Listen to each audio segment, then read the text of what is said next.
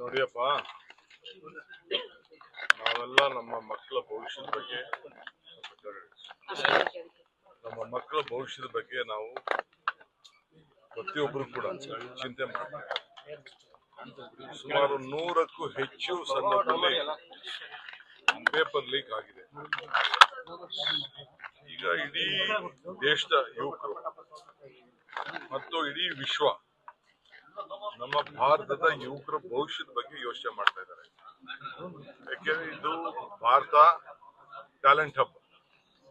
ನಮ್ಮ ಟ್ಯಾಲೆಂಟ್ ಇರೋದು ನಮ್ಮ ಭಾರತದಲ್ಲಿ. ನಮ್ಮಲ್ಲಿರುವಂತಹ ಟ್ಯಾಲೆಂಟು ಇಡೀ ಪ್ರಪಂಚದಲ್ಲಿ ಎಲ್ಲೂ ಇಲ್ಲ ಅನ್ನೋದು ಎಲ್ಲರೂ ಕೂಡ ಒಪ್ಕೊಳ್ತಾರೆ. ಅಂತ ಸಂದರ್ಭದಲ್ಲಿ ಕ್ವಾಲಿಟಿ ನಾವು ಮೇಂಟೈನ್ ಮಾಡಲಿಲ್ಲ ಅಂದ್ರೆ, ಈ ರೀತಿ ಪೇಪರ್ ಲೀಕ್ಗಳು ಆಯ್ತು ಅಂತಂದ್ರೆ, ಇದಕ್ಕೆ ಯಾರು ಜವಾಬ್ದಾರಿ ತೆಗೆದುಕೊಳ್ಳಿಲ್ಲ ಅಂತಂದ್ರೆ ಯಾರು ಹೊಣೆ? ಇದು ಪ್ರತಿಭಟನೆಯನ್ನ ತಮ್ಮ ಸ್ವಂತ ಇಚ್ಛೆಯಿಂದ ಮಕ್ಕಳ ಭವಿಷ್ಯಕ್ಕೆ ಹಾಳಾಗ್ತಾ ಇದೆ ಅಂತ ಹೊರಟಿದ್ದಾರೆ. ಇದು ಪ್ರಜಾಪ್ರಭುತ್ವ ವ್ಯವಸ್ಥೆಯಲ್ಲಿ ಪ್ರತಿಭಟನೆ ಮಾಡೋದು ಎಲ್ಲರ ಹಕ್ಕು, ಎಲ್ಲಾ ಪಾರ್ಟಿಯವ್ರದ್ದು ಹಕ್ಕು, ಎಲ್ಲಾ ಯುವಕರದ್ದು ಹಕ್ಕು. ಸೊ ಅವ್ರ ಮೇಲೆ ಏನ್ ಈ ರೀತಿ ಲಾಠಿ ಚಾರ್ಜ್ ಮಾಡಿ ತೊಂದರೆ ಕೊಟ್ಟು ಅವ್ರಿಗೆ ಎಲ್ಲಾ ಟಿವಿಗಳ ಚಾನೆಲ್ಗಳಲ್ಲೂ ಕೂಡ ಎಲ್ಲಾ ಧಮಕಿ ಹಾಕಿ ಏನು ತೋರಿಸದೇ ಇದ್ದಂಗೆ ಮಾಡಿ, ಪಾಪ ಎಲ್ಲೆಲ್ಲಿ ಅವ್ರವ್ರು ವಿಡಿಯೋ ಮಾಡ್ಕೊಂಡಿದ್ರು ಅದನ್ನ ಹಾಕಿದ್ದಾರೆ. ಯೂಟ್ಯೂಬ್ಗಳಲ್ಲಿ ಬಂದಿದೆ, ಅದು ಈಚೆ ಬಂದಿದೆ.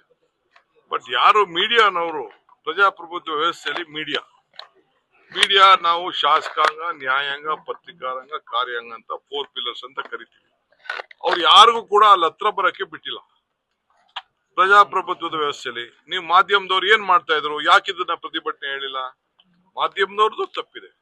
ಅವ್ರು ಹೇಳಿರ್ಬೋದು. ನಿಮ್ದೇ ಆದಂತ ಇದನ್ನ ಸೋಷಿಯಲ್ ಮೀಡಿಯಾಲಿ ಬಂದ ಮೇಲೆ ಆಮೇಲೆ ಕೆಲವು ಮಾಧ್ಯಮದವರು ಇದನ್ನ ಪಿಕಪ್ ಮಾಡ್ತಾ ಇದ್ದಾರೆ. ದಯವಿಟ್ಟು ಇದು ಅವರ ಅಭಿಪ್ರಾಯ, ಜನರ ಅಭಿಪ್ರಾಯ. ಈಗ ಹೊಸ ಜನರೇಷನ್, ಹೊಸ ಭವಿಷ್ಯ. ಸೊ ಈ ಪ್ರತಿಭಟನೆಯನ್ನು ನಾವು ಕೂಡ ಮಾಡಿದೀವಿ, ನಾವು ಬೆಂಬಲ ವ್ಯಕ್ತಪಡಿಸ್ತಾ ಇದೀವಿ, ನಾವು ಭಾಗಿಯಾಗ್ತಾ ಇದೀವಿ. ನಿನ್ನೆ ಏನು ಘಟನೆ ನಡೆದಿದೆ, ನಾನು ಸರಿ ಅಂತ ನಾನು ಹೇಳುದಿಲ್ಲ. ಬಟ್ ಬಿಜೆಪಿಯವರು ಹಿಂದೆ ಏನೇನ್ ನಡೆದಿತ್ತು ಅಂತ ಲೆಕ್ಕ ಇಟ್ಕೊಳ್ಬೇಕು.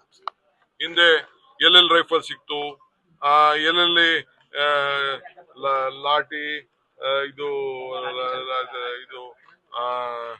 ಕತ್ತಿ, ಲಾಂಗು, ಮಚ್ಚು ಸಿಕ್ತು, ಪೊನ್ನಂಪೇಟೆ ಶಾಲೆ ಪಕ್ಕದಲ್ಲಿ ಏನಾಯ್ತು, ಇವೆಲ್ಲ ಕೂಡ ರೈಫಲ್ಗಳು ಸಿಕ್ಕಿದ್ದು, ಇವೆಲ್ಲ ಕೂಡ ನಿಮ್ದು ಎಲ್ಲ ಹಿಸ್ಟ್ರಿಗಳೆಲ್ಲ ಇದೆ.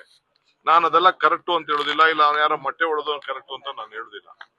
ನಾನು ಮೊಟ್ಟೆ ಹೊಡೆದು ಕರೆಕ್ಟು ಅಂತ ನಾವು ಹೇಳುದಿಲ್ಲ. ಕಾನೂನು ರೀತಿ ಏನ್ ಕ್ರಮ ಕೈಗೊಳ್ಬೇಕು ನಮ್ಮ ಹೋಮ್ ಮಿನಿಸ್ಟರ್ ಆಗ್ರೆ ತಿಳಿಸಿದ್ದಾರೆ. ಯಾರೋ ಒಬ್ಬರ ಮೇಲೆ ಮಾಡುತ್ತಲೇ ಇಲ್ಲ. ಪ್ರಜಾಪ್ರಭುತ್ವದ ಹಕ್ಕಿರ್ತದೆ. ನಮ್ಮ ಆಫೀಸ್ ಬರೋದಕ್ಕೆ ನಾವೇನು ಕಾನೂನಲ್ಲಿ ಅವಕಾಶ ಇದ್ರೆ ಬೇಕಾದ್ರೆ ಬಂದು ಏನ್ ಬೇಕಾದ್ರೂ ಮಾಡ್ಲಿ. ಇವೆಲ್ಲ ನಡೆದಿದೆ, ಇವೆಲ್ಲ ಬೇಕಾದಷ್ಟು ಪ್ರತಿಭಟನೆ ನಡೆದಿದೆ. ಬಟ್ ನೀವು ಕೂಡ ಅರ್ಥ ಮಾಡ್ಕೊಳ್ಬೇಕು, ಇದು ದೇಶದ ಯುವಕರ ಭವಿಷ್ಯ, ಯುವ ಧ್ವನಿ ಇದು. ನಾವು ಇದಕ್ಕೆ ಅವ್ರು ಯಾರಿಗೂ, ನಿಮ್ಮ ಮಕ್ಕಳೇ ಅಲ್ಲಿ ವಿದ್ಯಾಭ್ಯಾಸ ಮಾಡ್ತಾ ಇದ್ದಾರೆ, ನಿಮ್ಮ ಮಕ್ಕಳಿಗೆ ಭವಿಷ್ಯಕ್ಕೆ ಹಾಳಾಗ್ತಾ ಇದೆ. ಯಾಕೆ ಮುಚ್ಕೊಳ್ತಾ ಇದ್ದೀರಾ? ಒಪ್ಕೊಳ್ಳಿ. ರಾಜೀನಾಮೆ ಕೊಡೋದ್ರಲ್ಲಿ ಏನ್ ತಪ್ಪಿದೆ? ರಾಜೀನಾಮೆ ಕೊಟ್ಬಿಟ್ರೆ ಏನಾಗೋಗ್ತದೆ? ಪಾರ್ಲಿಮೆಂಟ್ ಅಲ್ಲಿ ಚರ್ಚೆ ಆಗ್ಲಿ, ಇವೆಲ್ಲ ಕೂಡ ಚರ್ಚೆ ಆಗ್ಬೇಕಿದು. ಪ್ರಜಾಪ್ರಭುತ್ವ ವ್ಯವಸ್ಥೆಯಲ್ಲಿ ಎಲ್ಲ ಕೂಡ ಆಗ್ಬೇಕು. ನಾವು ನಿಮ್ಗೂ ಎಷ್ಟೋ ಸಂದರ್ಭದಲ್ಲಿ ಟೀಕೆ ಬೇಡ ಅಂತ ಹೇಳ್ತೀವ. ಟೀಕೆ ಮಾಡ್ಬೇಕು. ಟೀಕೆ ಮಾಡಿದ್ರೆ ನಾವು ತಿದ್ಕೊಳ್ತೀವಿ. ನಾವು ಟೀಕೆ ಮಾಡಿದಾಗ ನೀವು ತಿದ್ಕೋಬೇಕು. ಇದು ವ್ಯವಸ್ಥೆ. ಇದು ನನ್ನ ಅಭಿಪ್ರಾಯ. ರಾಜ್ಯದಲ್ಲಿ ಕೊತ್ವಾಲ್ ಆಡಳಿತ ನಡೀತಾ ಇದೆ ಅನ್ನುವಂತ ಆರೋಪವನ್ನು ಮಾಡಿದ್ದಾರೆ. ಅವ್ರ ಖುಷಿಗೆ ಏನ್ ಬೇಕಾದ್ರೂ ಮಾತಾಡ್ಲಿ, ಹೆಂಗ್ ಬೇಕಾದ್ರೂ ಮಾತಾಡ್ಕೊಳ್ಳಿ.